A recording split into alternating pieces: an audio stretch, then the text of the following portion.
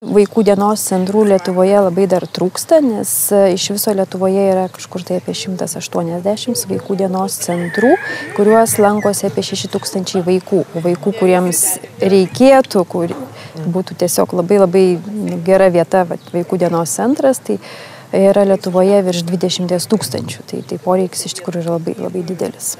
Šį reportažą pradėjome skaičiais, kurie tikrai nedžiugina. Visuomeninės organizacijos Gelbėkit vaikus generalinė direktorė Rasa Dičpetrienė džiaugiasi, kad verslo atstovai atkreipė dėmesį į šią situaciją ir siekia prisidėti padedant vaikus auginančioms šeimoms. Uždaroji akcinė bendrovė Omnitel įgyvendina Europos socialinio fondo lėšomis finansuojamą projektą, kuris tėvams padeda derinti šeimos ir darbo santykius, o vaikams turiningai praleisti laiką.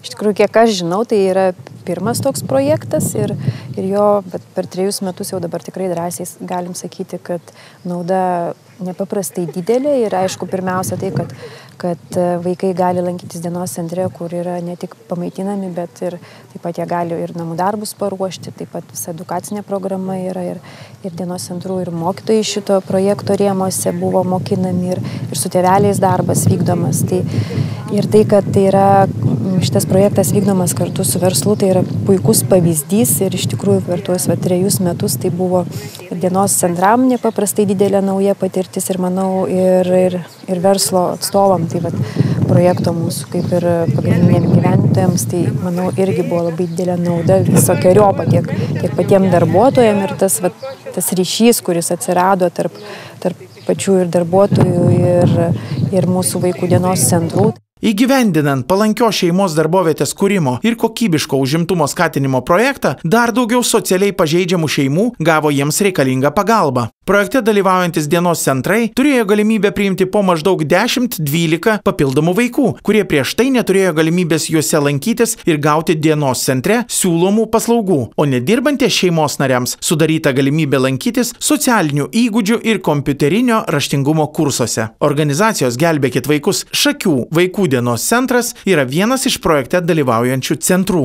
Dirbam su vaikais, šiai dienai turim 26 vaikus, 16 iš jų yra pagal vieną projektą ir 10 vaikų yra pagal vadinamą Omnitel projektą. Mes čia susirenkam pasiruošti pamokas, praleisti turiningai laiką, tiesiog tą laiką, kol tėvai būna darbe, vaikai būna užimti ir tėvai tada yra ramūs ir žino, kur jų vaikai yra. Nereikia šlitinėti gatvėm, tiesiog būna jie čia. Buvo vieni mokymai nedirbantiems tėvams, ar ne? Tai buvo kompiuterinio raštingumo mokymai. O daugiau tėvai šiaip individualios konsultacijos su kažkokia iškilusia problema, taip ateina. Aš tai iš tikrųjų galvoju, kad viskas gerėja, nes mes kai pradėjom šitą veiklą, tai nelabai kas suprato, kas šis yra, kam čia maždaug kažko tokio dalyko reikia. Ir dabar iš tikrųjų tikrai gerėja ir jau vien tai, kad tas vaikas ateina ir jis nenori išeiti, ar ne? Būna 6 valandos, sakai, jau tau laikas eiti, ar ne? Ne, darbiški mokytoja. Tai tu suprantat, aš manau, kad viskas tik gerėja, tėvų požiūris irgi mus gerėja, visuomenės požiūris taip pat gerėja. Viskas gerėja iš tikrųjų.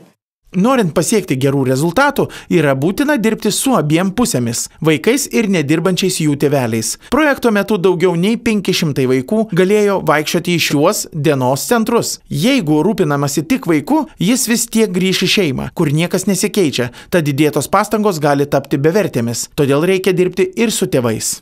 Į šį projektą mes įtraukėme 16 dienos centrų, kur organizavome papildomas vaikų grupės jau prie veikiančių dienos centrų, kad galėtumėm prižiūrėti vaikus dirbančių tėvelių ir taip pat padedam tėveliams susirasti darbą. Tai mokom juos kompiuterinio raštingumo, mokome socialinių įgūdžių, mokome ieškoti darbo ir tikrai turime jau neblogus rezultatus ir turime beveik 30 įsidarbinusių tėvelių per dar nesibaigus projektui.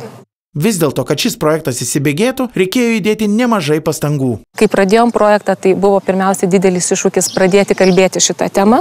Tai kuo aš labai džiaugiuosi, kad mes prakalbinom organizaciją, prakalbinom vadovus, prakalbinom darbuotojus ir žiūrint į mūsų įvairių darbuotojų nuomonių apklausų rezultatus, tai veikia.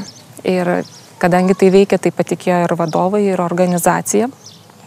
Ir galvom, kad nenustosim kalbėti tą temą, tuo labiau, kad jau esame sugalvoję įvairių vidinių iniciatyvų ir manau, kad jas tęsime ir kursime naujas. Važinėdama po dienos centrus matau, tai aš galvoju, kad tai yra nerealu, kas yra daroma.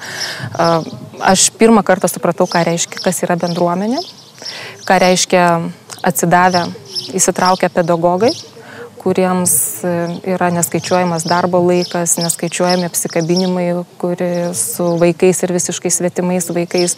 Ir tai, kas yra padaryta iš dienos centrų, kai yra turimos minimalios lėšos, kai yra minimaliai skiriama lėšų patalpoms, įvairioms ugdymo priemonėms, iš tų dalykų yra padaromi nerealūs daiktai. Ponia Asta džiaugiasi, kad galėjo pasidalinti patirtimi. Dabar dienos centrų mokytojai ir vadovai žino, kas yra ES lėšos, kaip jos turi būti administruojamos, panaudojamos ir kaip toliau ieškoti tokių galimybių. Mes iš jų išmokom nuoširdumo, paprastumo, tos drąsos iš nieko padaryti daug.